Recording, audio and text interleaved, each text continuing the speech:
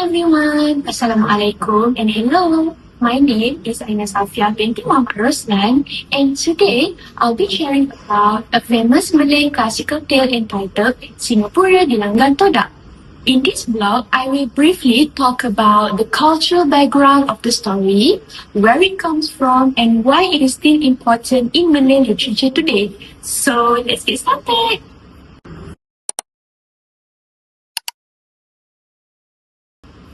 First of all, what exactly is Singapura di Langgan Todak?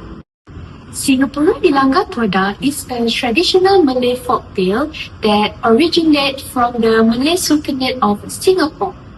This story is recorded in an important classical text known as the Sejarah Melayu, also called Sulalatus Salatin.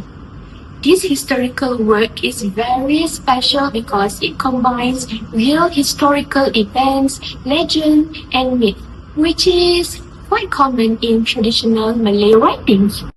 The Sejarah Melayu was compiled in the early 17th century around the year 1612, and it is traditionally attributed to Tun Sri Lanang, who served as the Bendahara or Chief Minister of Johor at that time.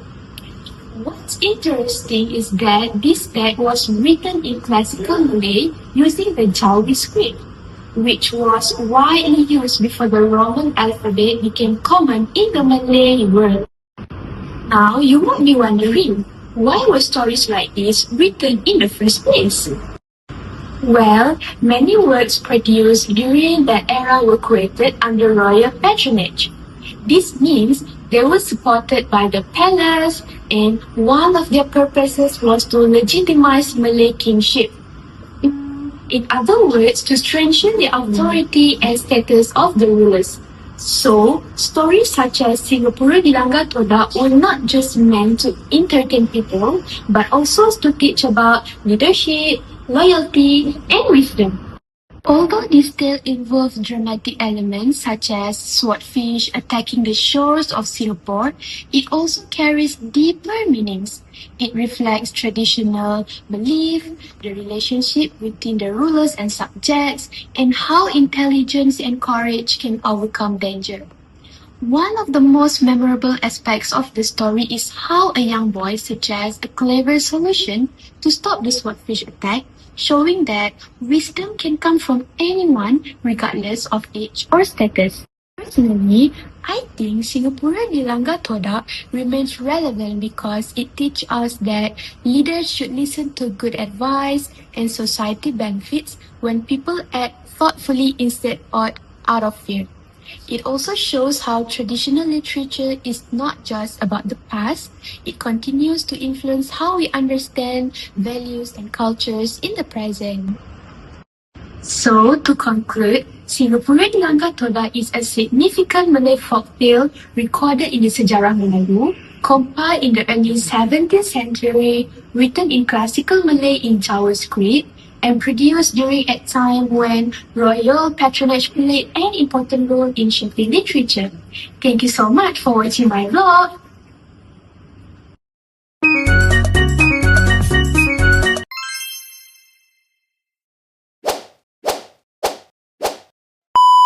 Assalamualaikum warahmatullahi wabarakatuh.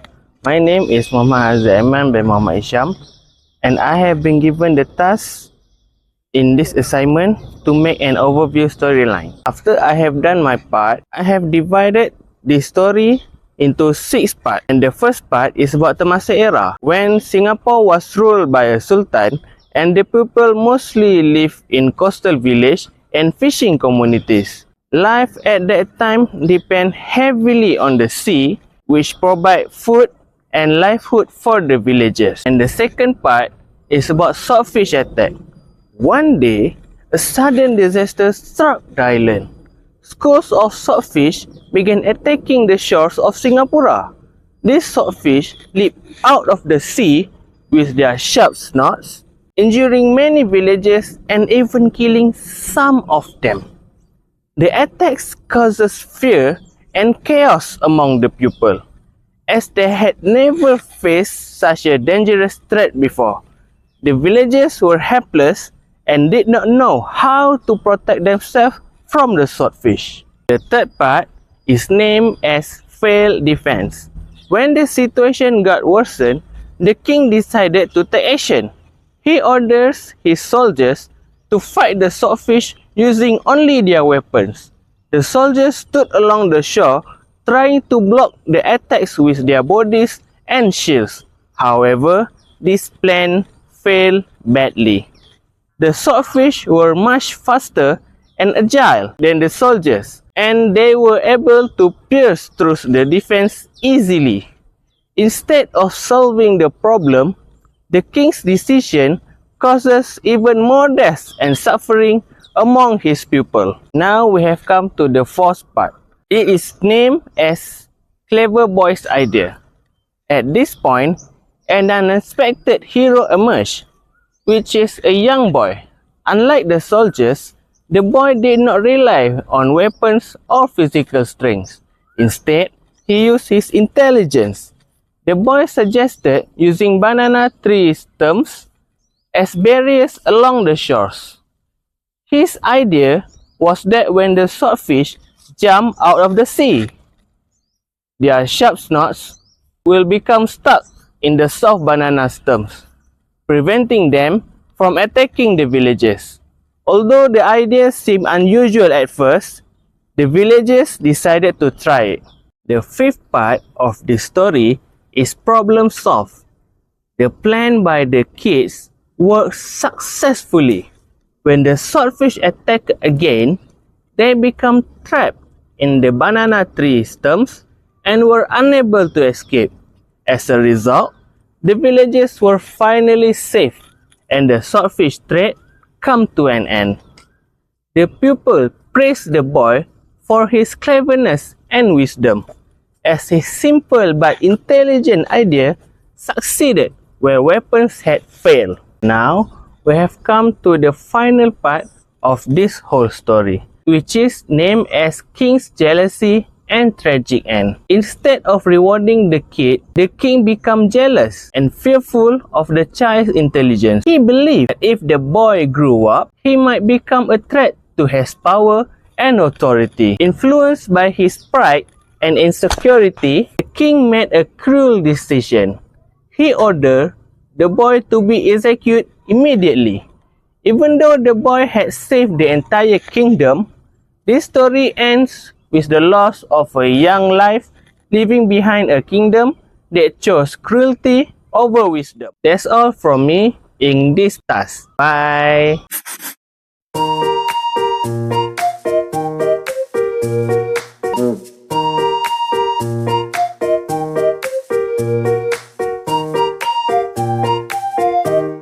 Hi, back with me. I am Muhammad Hilmi Allah, and today I will tell you about the theme of the story. The first one is the sacrifice of the people of the state. King value the state safety of the state more than the life of the people. This shows the cruelty and selfishness of his leadership. The second theme is wisdom versus cruel leadership and social injustice. The innocent people in Singapore suffer as a result of the king's unfair judgment. The contrast between the king's brutal authority and a little boy inside is highlighted in the story. The last theme of the story is about abuse of power and pride leading to downfall. The king abused his power to protect his position. His pride and fear of wiser individuals lead to his moral downfall.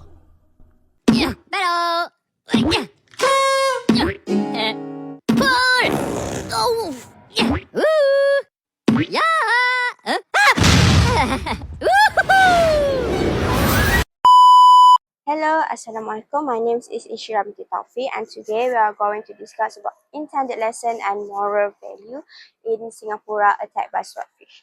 So we have three moral values and intended lesson embedded in the tale, and we are going to talk about it today.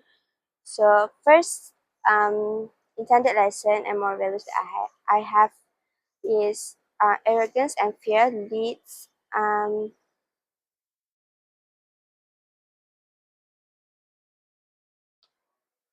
Hello, Assalamualaikum. My name is Inshira Taufiq, and today we are going to talk about intended lesson and moral values embedded in Singapura attacked by Swordfish.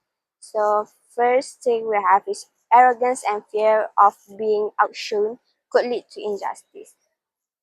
So, the ruler has commanded the fear that the boy would actually challenge his authority, and he commanded the boy to be executed as he was being um, challenged by the young boy's wisdom, and he feels like he might lose his authority because of the boy's wisdom. So the second one is tyranny in ruling brings consequences. Why? Because being not just we have to be justice in ruling because we have to be equal to everyone because we cannot discriminate like or younger people could not do this people who are under my hierarchy could not do this. We have to actually learn from it and actually take wisdom from others because wisdom can come from unexpected sources. In this story, the wisdom has come from a young boy named Hang Nadim, where he actually suggested the ruler, the sultan, to use a banana tree to attack the swordfish to stop this swordfish from attacking the village, and it actually worked. And that is why the ruler, the sultan, feels like his authority is being challenged because he feels like, oh, he could not think of it himself. So why should a boy why should we listen to a young boy? I That is why he feels fear because he feels insecure that he could not do it himself, and he feels like his authority is being challenged of a young boy, just a young boy that actually just give an opinion on what he he feels like it should work. So he's being cool, and that is not something that we should apply when we are ruling or when we have authority. We have to actually listen to others people opinion and wisdom because wisdom could come from a whole broad area, not just a young boy, maybe an older people, maybe people from under our hierarchy, maybe someone, let's say someone that doesn't have the privilege to study more, but they have more wisdom because not because we have let's say we have higher hierarchy, we have higher education might be we could just look down on others. No, because wisdom could come from everyone and maybe unexpected people that we know as a lazy person maybe, but they could have that wisdom. And tyranny in ruling could bring consequences because being cool would not be the solution to everything because in this tale, the ruler, the sultan, has commanded the young boy Hanadim, to be executed just because he has the wisdom and he said what he pointed out his opinion, and his opinion actually worked. That was why the sultan feels like the young boy challenged him while he doesn't have any intention to do so. He was just giving his opinion and giving his idea because he has the wisdom. He has um the realization that, oh, this could work. Well, why when the sultan could not think of it. And I think that is all from my part. I will not drag it for too long, and I think that is all. Thank you so much. You bet with me. Now I will tell you about the proverb that is used in this story. using Shin as a fort. This phrase is used to describe a foolish or suicidal strategy where leaders sacrifice their people's lives unnecessarily instead of using their intelligence. Now, the second one, cruelty brings disaster. This reflects the ultimate fall of the kingdom due to the king's jealousy and the unjust killing of the brilliant boy who saved them. Now, come to the last part of the proverb. Envy destroy. This refer to the count official who, out of jealousy for another intelligence, poison the king's mind to have him executed immediately.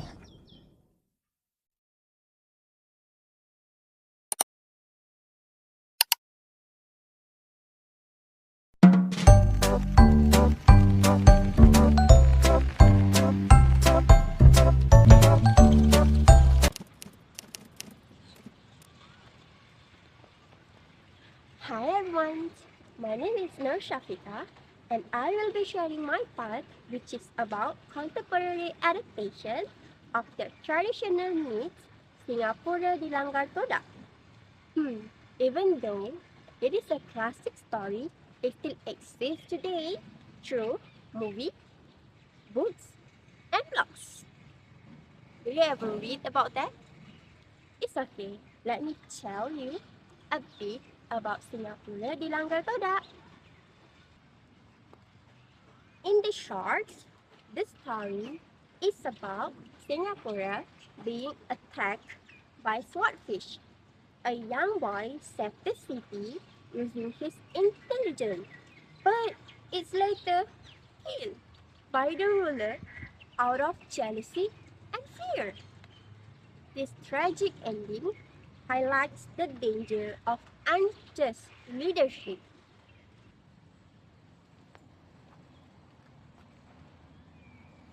What is contemporary adaptations? Contemporary adaptation means presenting a traditional story in a modern format such as films, books, or digital platforms, while we still keeping the original message and values. Singapura Dilangga Toda is often adapted because its themes are still relevant in today's society.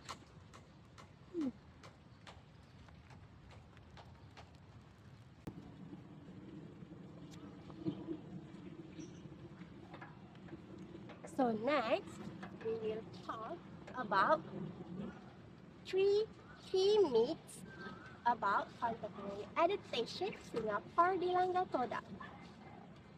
So, the first one is wisdom over brute force. The boy's idea shows that intelligence can solve problems better than violence.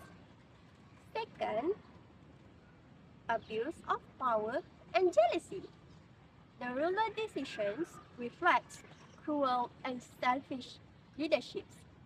And the last one, third, the nonsense sacrifice under unjust rule. The boy represents innocent people who suffer under unfair authority. So, next, we will talk about contemporary adaptation through movie, books, and blogs.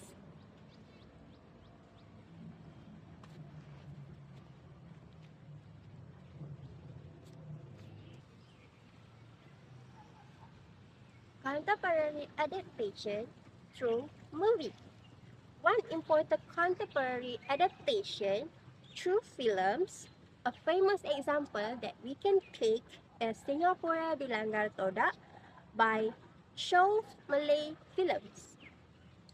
The film used visual and emotion to show the sufferings of the pupil, the intelligence of the boy, and the cruelty of the ruler.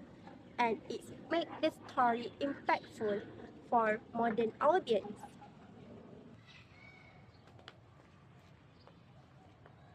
Another contemporary adaptations is through literary works, especially books. So, one example is the book Singapura Dilanggar Toda by Aldi Al-Hadi, which retells the story using modern language and illustrations. This makes the story more accessible, especially for students and younger readers. Third, through blogs. The story is also discussed in blogs. Blogs writers analyze the myths and relate into modern issues, such as leadership failure, injustice, and abuse of power, keeping the story still relevant in today's digital society. In conclusion, Singapura Dilanggar Toda continues to stay relevant through contemporary adaptations like movies, books, and blogs. These adaptations help preserve traditional story while making them meaningful for modern audience. So that is my part for contemporary adaptations for Singapura Dilanggar Toda. See you again! Once upon a time, Singapore was a peaceful land. The sea was calm and people lived happily. Fishermen returned home safely every day, but no one expected that danger was lurking beneath the wave. This flower is very pretty. Do you want me to put it on you? It is as pretty as you. Oh, thank you. I can put it on you too. Oh, okay, you put it first. Oh my, wait a moment. So pretty. Thank you. Let me put this flower on your back. Thank you. Oh, it looks good on you. So pretty. They are both so pretty. Oh. Let's go. What a beautiful day. The sea looks peaceful today. Yeah, may our land stay safe and prosperous. Look! But one day, without warning, that peace was shattered. Hey, what's that? Is that a fish? It looks dangerous. We have to run from here. Let's go. Run faster, Shira. Come. Let's go.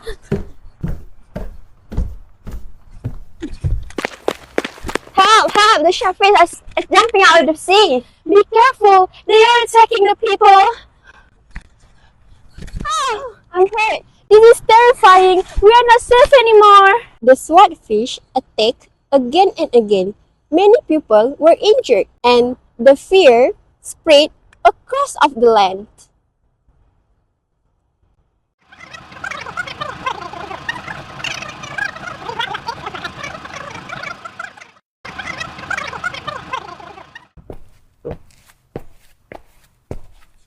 Your Majesty, sorry for disturbing you. We have something important to tell. What is it? Your Majesty, the swordfish are attacking us. Huh? Really? This is unacceptable. I can imagine what my people face. After discussion with my advisor, I command all the soldiers to stand along the shore and protect the villager from the swordfish. It's your command, Your Majesty. No, this is not working. I know, right? Whatever.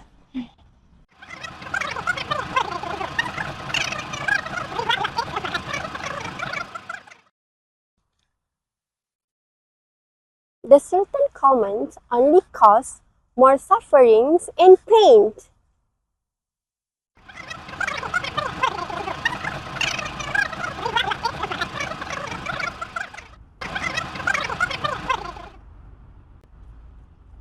Excuse me, Your Majesty. May I speak? Who are you? And you may speak. My name is Hang Nadim, given by my parents. I am just a kid, but I want to help to save our people. Standing by the shore is very dangerous. Then, what do you suggest? I suggest we build a wall using banana stems. When the swordfish strikes, their snout will be trapped at the stems, and no one will be hurt anymore. That sounds wise. Yeah, I agree. What do you think? Alright. Do it immediately. Your Majesty, the swordfish are trapped. We are safe now. Yay! Thanks to the wisdom of the young boy, the swordfish attack was finally stopped.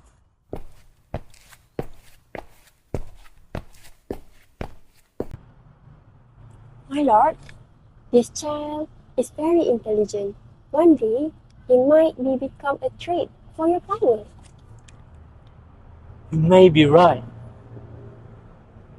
Guard! Catch that child!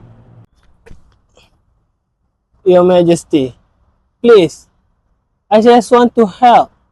The wise kid was eventually sentenced to death. This story teaches us that wisdom should be valued, not feared. This story is about Singapore being struck by the sword.